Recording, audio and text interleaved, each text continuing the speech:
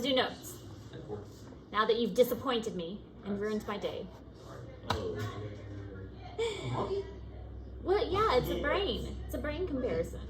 So, again, this is information that is important about the nervous system that I couldn't really find a place to fit anywhere else. So I just kind of tacked it on at the end. It's kind of random. Usually I make my notes kind of have a theme, but this doesn't really have a theme. So it was kind of like a announcement that this doesn't really have a theme. Because it didn't really fit anywhere else. So, left hemisphere versus right hemisphere. This is what our new assignment is going to be, because it's just really kind of interesting. It has been shown, studies have shown that there is something to be said for left versus right hemisphere. I mean, it's not 100% accurate because we do use both sides of our brain. There's also that saying that you only use 10% of your brain. That's also not true. You use all of your brain, but you may only use 10% at a time. You do use all of your brain. It's just maybe 10% is only active at a time.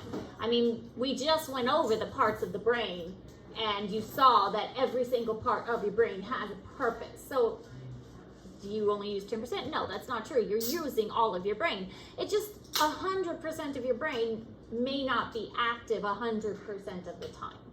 But anyway, left versus right hemisphere.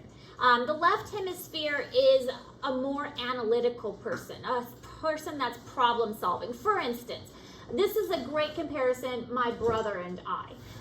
My brother is so analytical. He is a computer, he actually does wireless networking. He works for, it used to be called Cerner in Kansas City. I forgot what it's called now. They were bought out. Cerner was bought out by somebody. Oracle? I think it's called Oracle. He makes a ton of money. Way more than me. 3 times what I make. But he is the wireless network person for, I think it's called Oracle now. And he is so far on the left hemisphere. He's analytical, he's problem solving, he is so on that side. He does puzzles, and his mind is not on the right hemisphere, which is visual and creative and drawing. That is not him. He is not that creative side. When my mother was in the hospital, he was trying to problem solve everything and analyze everything. When a doctor came in and talked, he was analyzing it, and he had to figure out every single detail. Yeah. Can you be both? And see, and that's the funny thing. I am actually both. I'm very artistic. I can draw, I can sing, I am creative, but I am actually a really good scientist, obviously. I mean, I teach science, I can analyze, I can problem solve, so you can be both. But it's actually kind of strange to be both. Not a lot of people are kind of evenly both. When I took the test that I'm going to give you guys, I was kind of smack dab in the middle, which is kind of unusual sometimes. So, what were you going to say? I was in the middle when I did my testing. What? I said I was in the middle when I did my testing. Yeah. So, there are some people who are in the middle, but it is kind of unusual to find people that are in the middle, because the right side is visual spatial skills, facial recognition, personal space, drawing. These are the more creative. I'm really good at music. I sing a lot. I am really creative. When I see a problem, I'm like, okay, how can I fix this problem creatively? I don't automatically think, okay, what is an analytical solution? I think, okay, what are my options? How can I solve it creatively? But that's also what makes me a good scientist. So, I am pretty much in the middle of the two. So there are people that are like that, but you will also see one extreme or the other. You see an artist that is such a good artist, but sometimes that's all they do. They're into music, they are into art, and they are on that extreme. But then you see somebody who's really good at math, and that's all they do is math and architects and that extreme. So a lot of times it's one or the other. But then you have the corpus callosum. The corpus callosum, that was that C part of the brain on the inside. and it connects the two halves of the brain. So that's its whole purpose, is to send the signals back and forth between the two hemispheres. And so that's what your next assignment, which I will post today, that's its purpose, is to take a quick left right brain test and then see what you think. Do you think that the test was accurate? Do you think you really are left right brain? Do you think the test was accurate? And I think it was. The questions that it asked will put you in the category.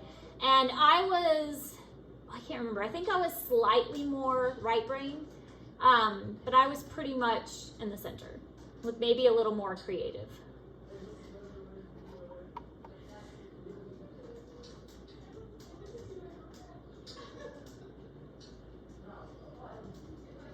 But again, it's just more kind of for fun. Now, are those internet tests 100% accurate? No. I mean, is any internet test 100% accurate? Yeah.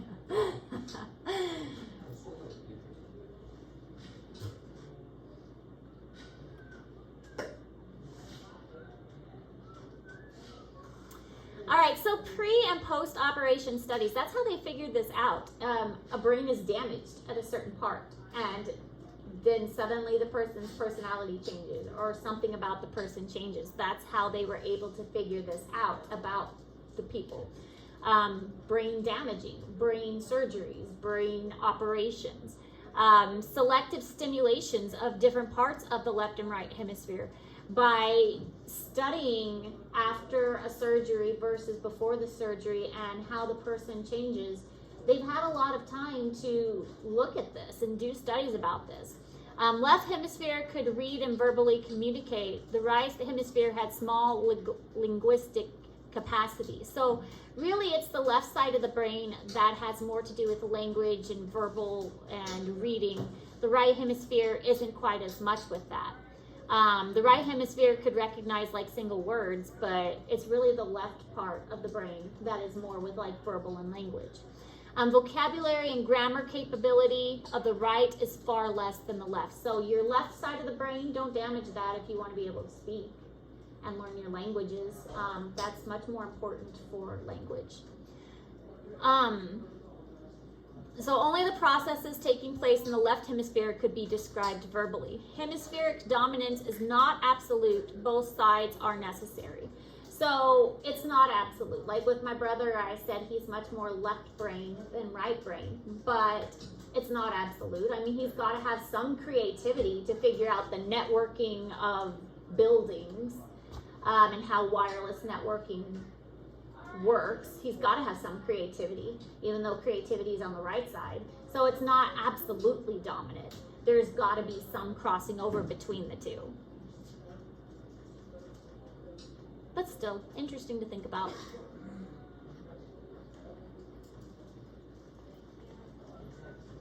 And it is true that the right side of the brain controls the left half of the body, and the left side of the brain controls the right half of the body.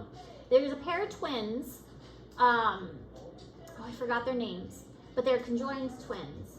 And they actually are conjoined like this sounds terrible, they have two heads.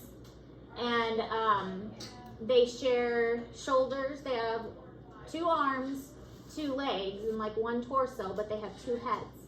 And so the person on the right side actually controls the left half of the body, and the person on the left side controls the right half. But that's all they've ever known. So they're able to walk and drive a car and everything, but they've had to coordinate that.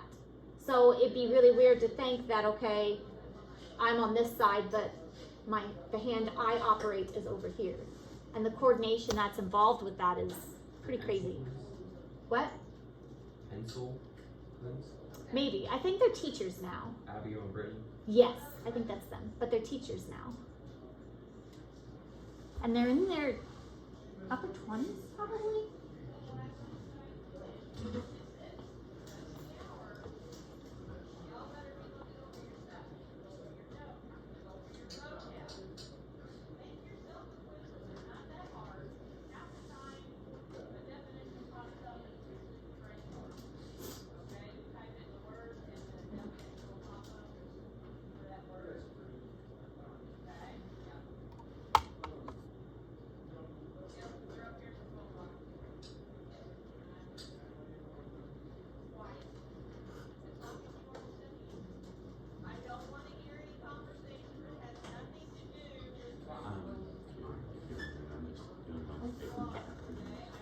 All right, so effects of aging on the nervous system.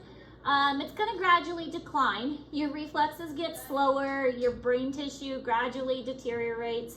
The size and weight of the brain is going to decrease. Your short-term memory is going to go away, but surprisingly, the long-term memory is unaffected or actually improved. You remember, like elderly people remember long-term things.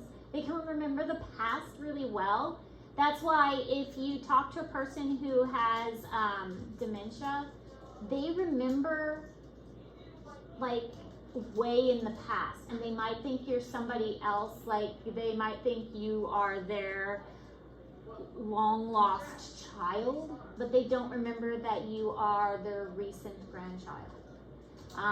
They might think you are somebody from their past, but they don't recognize who you are currently, because they remember long term, but they don't remember the here and the now. So, and reflexes, like they can't move very quickly, they can't get around very well, and they shuffle really slowly because their body just doesn't listen, like the nerves don't respond very quickly. And we've all seen it. I mean, we've all seen elderly people and how they move and how the responses are slower and that kind of thing.